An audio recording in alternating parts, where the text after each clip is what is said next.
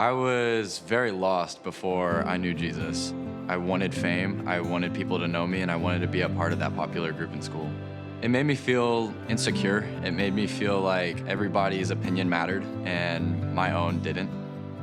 I was really empty.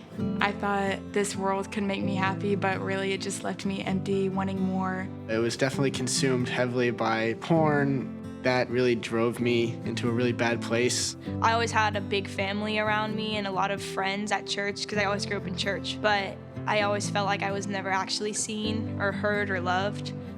I didn't have a lot of people to talk to, and I'm a bit of an introvert, so making friends was not my strong suit. I felt helpless and alone, and like everything was out of my control. The problem with that is that I didn't feel like I was, having a purpose. It was more so I was just trying to please everybody else's opinion rather than living for something greater.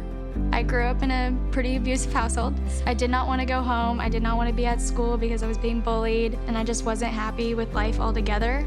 I started thinking about committing suicide and just did not want to see the next day. The problems that caused a lot of anxiety in my life and just caused me to not really want to trust anyone, not really want to get close, dig deep with anyone. I would say it started with my 6th grade teacher. She taught me a lot of things, and it was actually because of her that I got baptized. I was ready to improve my relationship with God. Because of that, I was able to sit down in a room with a bunch of guys I'd never met before, and I was able to start forming friendships. When I saw my youth group, just the way they interacted with each other and how we had discussions based on Christ, not on ourselves, I wanted to live more like that. So I was in Glorieta, New Mexico for student camp my freshman year. I went into the worship room. We came in a little late, but I went in and I saw just everybody genuinely worshiping the Lord, and seeing that kind of for the first time and it clicking, it gave me that feeling of being a part and wanting to know what else comes from that, what else is a part of that. He goes before all things, and through him all things are held together. I know people love me, and I know I can trust people, but even if they don't, and even if I can't, I can always trust God, and I can always know that God's there and he knows me and loves me.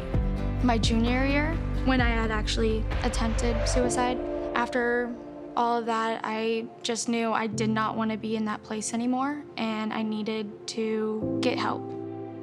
One of the girls that I got into a relationship to, her showing me what God's love is really like, really changed my perspective, and it's made it a lot easier now just to be able to shine the light that Jesus wanted me to shine.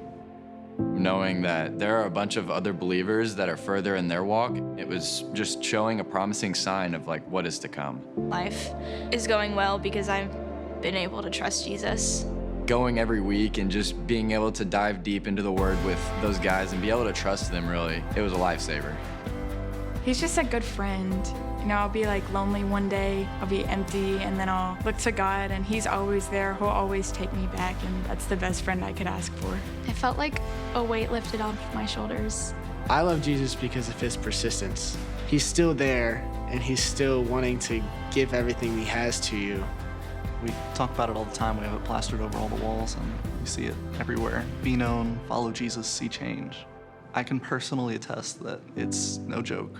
I now know that I am known, and because I've followed Jesus, I have seen the amazing change.